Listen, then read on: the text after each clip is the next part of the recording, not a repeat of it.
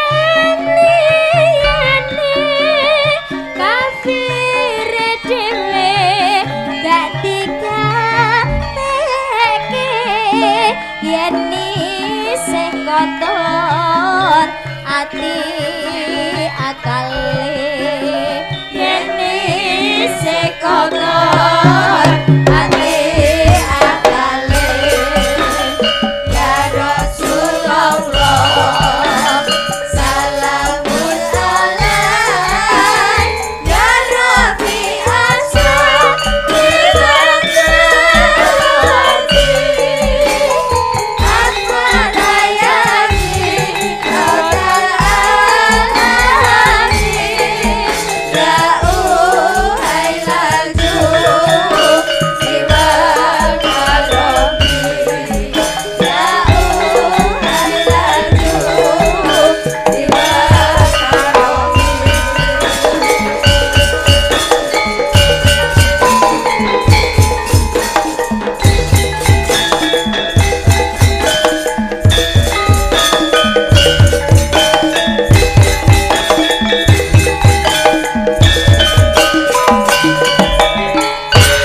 Subhanallah walhamdulillah wala ilaha illallah wallahu akbar.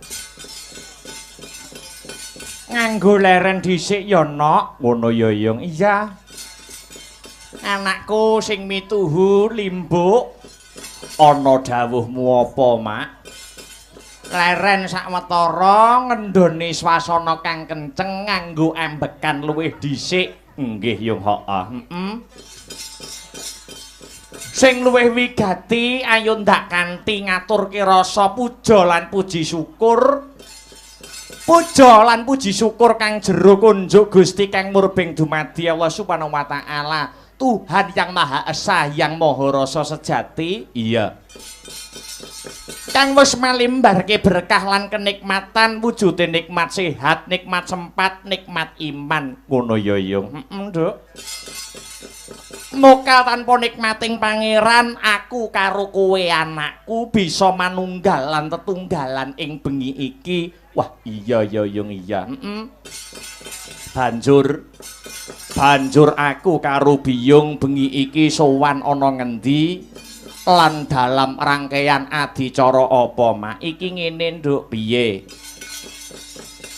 Iki aku karo kowe sowan ana pepunden lan sedulur kang lenggah ana ing ya kuwi dusun Babatan Desa Ndimong Kecamatan Madiun Kadipaten Mediun. Oh ngono ya, Mak. Acarane apa? Kok katon gayeng, katon regeng bengi iki ngadani adicara apa? Ki ngene, Nduk. Yen ora kleru ya kuwi adicarane sedekah bumi. Utawa ana sing ngarani bersih desa? Heeh. Ana sing ngarani nyadran? Iya. Tur iki wis menjadi agenda rutin tiap tahun. Oh ngono ya, Mak. Bersih desa yang pada intinya ya kuwi wujud rasa syukure warga masyarakat ingkang lenggah ana ing Kukuban Desa Ndimong. Iya. Marang kabeh kenikmatan kang wis diparingake saka Gusti Allah Subhanahu wa taala. Oh ngono ya, Mak. Iya, ngestokake dawuhmu, Mak. Dene taun iki awake dhewe sak kanca, iya.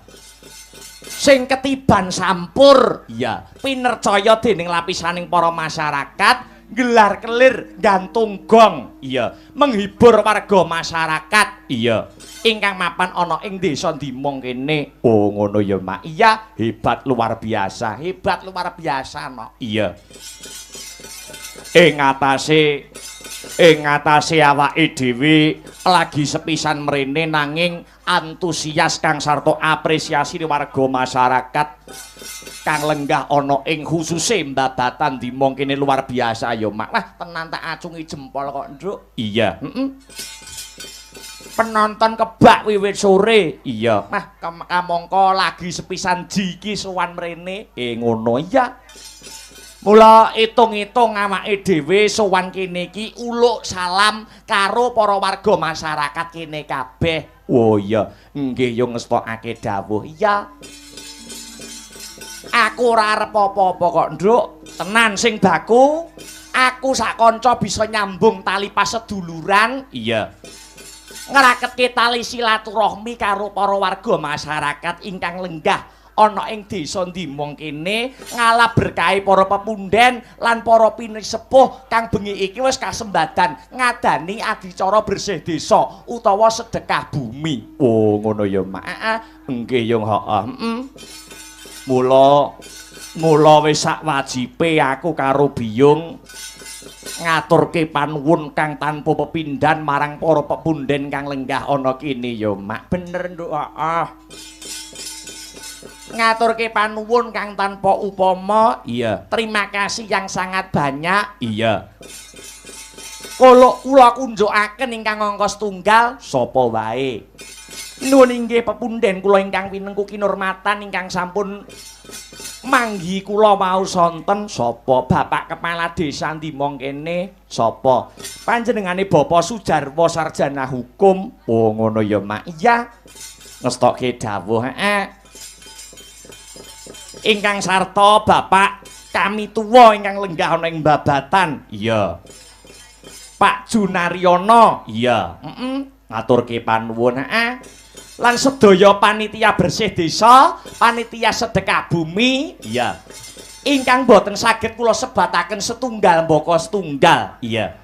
Ingkang sampun ikut andil mensukseskan lumadining adicara bengi iki, Nduk. Ngono ya, Mak. Iya, Nduk. Wah, iya. Iya ya, Mak. Iya. Uga ora lali, Nduk. Piye? Ngunjukake matur nuwun, terima kasih yang sangat banyak. Iya. Marang sedaya lapisaning masyarakat ingkang lenggah ana ing desa Dimong ingkang sampun paring kapercayan dumateng kula sak kanca supados paring lelipur paring hiburan dumateng papan mriki kunjuk marang para warga masyarakat kabeh. Wah, iya ya Mak, iya ngestokake dawuh. Wah, luar biasa. Ana tetembungan sekali dayung dua pulau terlampaui. Utawa ana tetembungan liya ya kuwi menyelam sambil minum air. Sakliyane iki ya kuwi mengeti adicara bersih desa utawa sedekah bumi iki ngiras-ngirus mengeti ya kuwi bulan Agustus sasi kemerdekaan ya Mak. Ternyatane wong ngadani adicara bersih desa Kang sarta ya kuwi ngadani adicara Agustusan iki ibarate tumbuh oleh tutup kok, Nduk. Tumbuh oleh tutup. Iya.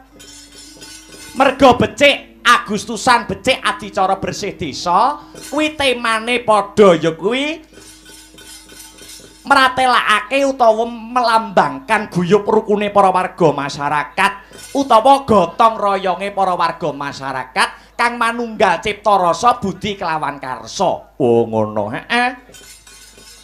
Ora ana gaman sing paling ampuh kejaba mung gaman kerukunan utawa gaman persatuan dan kesatuan. Oh ngono, Tuladane, iya. Tuladane para pahlawan utawa para kusuma bangsa biyen, kang merebut kemerdekaane awake dhewe, iya, ngrebut kemerdekaan musuh karo penjajah. Iya. Kuwi gamane londo mbiyen ki bedil ning gamane para pejuang ana ing Indonesia mung nganggo pring sing dilincipi nanging nyatane bisa menang utawa unggul bisa merebut kemerdekaan.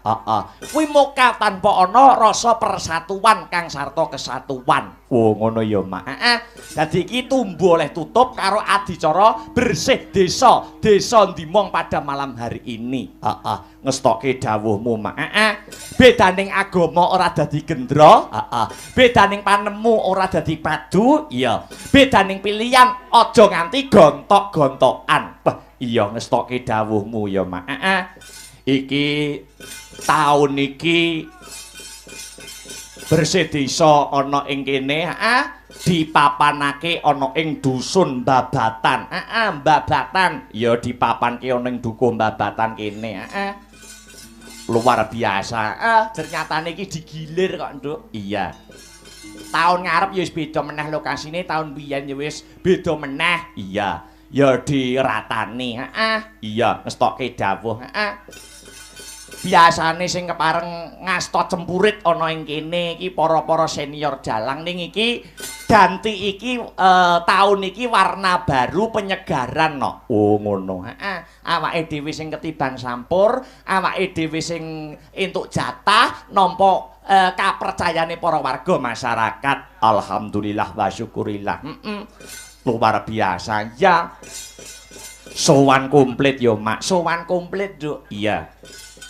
Kanca-kanca saka Sanggar Seni Astabrata, iya. Saka Kota Angin Kadipaten Nganjuk komplit, iya. Sowan ana ing kene, iya. Mbok menawa warga masyarakat ana ing Babatan, iya. Kapinujon dolan ana ing Nganjuk tak aturi mampir ana ngendi? Ana ing gubuke awake dhewe, iya. Ya kuwi ana ing Jalan Mastrit Gandung Kidul Kadipaten Nganjuk, Kota Angin, Kota Angin, iya. Iya ya Mak, iya ngestokke dawuh. Wah, luar biasa kok Nduk nek penonton ana ing Laladan Mediun dan sekitarnya iki wis penonton dadi penonton wayang. Mergo penonton saiki iki kaya-kaya wis ngerti akan situasi dan kondisi kok Nduk. Oh ngono. Dadi wong mirsani wayang, iya. Iki diperang dadi pirang-pirang bagian. Oh ngono. Iya. Eneng wong delok wayang wong kepengin nonton campur sarine, iya. Eneng wong delok wayang gur pengin delok sindene, iya. Kira-kira sindene ayu-ayu apa tuwek-tuwek. Lah iya. Iya ngestokke dawuh. Ning ya ora setitik, ora setitik.